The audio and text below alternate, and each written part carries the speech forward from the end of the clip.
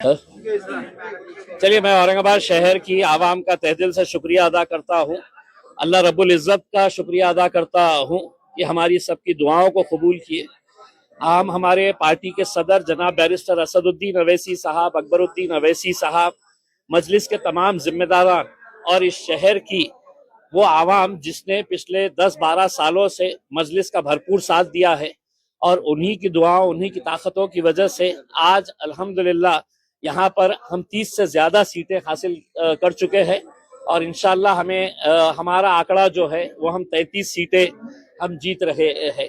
यानी कि भारतीय जनता पार्टी के बाद अगर कोई दूसरा पक्ष यहाँ पर सबसे मजबूत साबित हुआ है तो वह मजलिस इत्तेहादुल मुस्लिमीन साबित हुआ है और हमें खुशी है। हम आवाम का तहे दिल से सर झुकाकर उनका शुक्रिया अदा करते हैं कि वो लोगों ने एक मरतबा फिर मजलिस के ऊपर भरोसा जताया और ऐसे ऐसे आम लोगों को जो हमने टिकट दिया वो लोग आज मजलिस के टिकट के ऊपर चुन के आए हैं। हम उन्हें भी मुबारकबाद देते हैं और उम्मीद करते हैं कि औरंगाबाद शहर के विकास के लिए हम कटिबद्ध रहेंगे। हम पूरी कोशिश करेंगे शहर के अंदर अच्छा विकास हो और भारतीय जनता पार्टी जो सिंगल लार्जेस्ट पार्टी बन के आई है वो शहर के लिए अगर कुछ अच्छे फैसले लेती है तो हम उनका साथ देंगे और अगर नहीं लेती है तो हम एक विरोधी पक्ष का जो रोल होना चाहिए वो बखूबी अच्छी तरीके से निभाएंगे। बंटवारे में नेताओं ने अपने बच्चों को दिया, सब किया। गुलमंडी जैसे इलाके में देखिए, एक बहुत बड़ा तमाचा ये कह लीजिएगा जूता मारी है उन तमाम सियासी पार्टियों को जिन्होंने अपने रिश्तेदारों को, अपने घर वालों को टिकट दिया। अगर संजय सिरसाट अपने बेटे और बेटी के लिए करोड़ों रुपया खर्च नहीं करता तो शायद उनका बेटा और बेटी भी घर पर बैठते।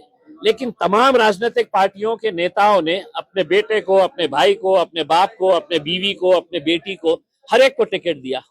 नतीजा क्या हुआ कि लोगों ने एक पैगाम दिया है कि हम सिर्फ गोटियां खेलने के लिए नहीं है, हम सिर्फ है तो चद्दर बिछाने के लिए, शतरंजियां बिछाने के लिए नहीं है, हम भी पार्टी के मजबूत लोग हैं, हमें भी टिकट मिलना चाहिए करके। एमआईएम एक वाहिद पार्टी थी जिसने ना किसी घर वाले को ना किसी रिश्तेदार को दिया।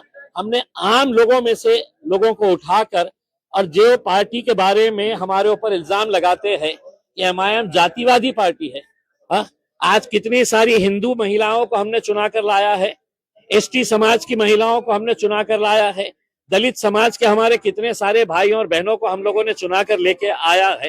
तो ये एक औरंगाबाद शहर की जीत है, हम ये समझते हैं। आपको लगता है कि देखिए, गुलमंडी जैसे इलाके से मजलिस की 2 सीटें जीत कर आ रही है, ये बहुत बड़ी हमारे लिए कामयाबी है। हम एक इलाके के तौर के ऊपर नहीं देख रहे हैं, हम ये शहर के अंदर अपना जाल कैसे फैलाए हैं, लोग क्यों हमारा साथ दे रहे हैं, क्योंकि लोगों को अब यकीन आया है कि हमको ये सेना पे भरोसा नहीं है, हमको ये पार्टी के ऊपर नहीं है। कांग्रेस एनसीपी तो बिल्कुल खत्म कर दिए है उसमें। तो मजलिस के साथ अपने काम की बुनियाद के ऊपर और लोगों के यकीन के ऊपर हम खड़े उतरते हैं, इस वजह से साथ दिए। इसी तरह मालेगांव में भी सिंगल लार्जेस्ट पार्टी साबित हुई है एमआईएम। देखिए, आप पूरे महाराष्ट्र के अंदर देखिए कि गोवंडी के अंदर हम लोगों ने 4 सीटें जीते हैं, मुमरा के अंदर हम 5 सीटें जीते हैं, धुलिया में अभी तक हमारे 8 सीटें जीत चुके हैं, अमरावती में 9 सीटें जीते हैं, परभनी में 1 सीट जीते हैं, जालना में 2 सीटें जीते हैं, अकोला में 3 सीटें जीते हैं। तो मैंने ओवैसी साहब को कहा था कि ओवैसी साहब, इंशाल्लाह जहां जहां पर भी हम इलेक्शन लड़ रहे हैं, इंशाल्लाह वहां पर मजलिस की नुमाइंदगी आपको देखने को मिलेगी। कहीं ज्यादा है, कहीं कम है, लेकिन है। चला आता मराठीत आम्हाला सांगा, स्ट्राइक रेट आपला सबसे अच्छा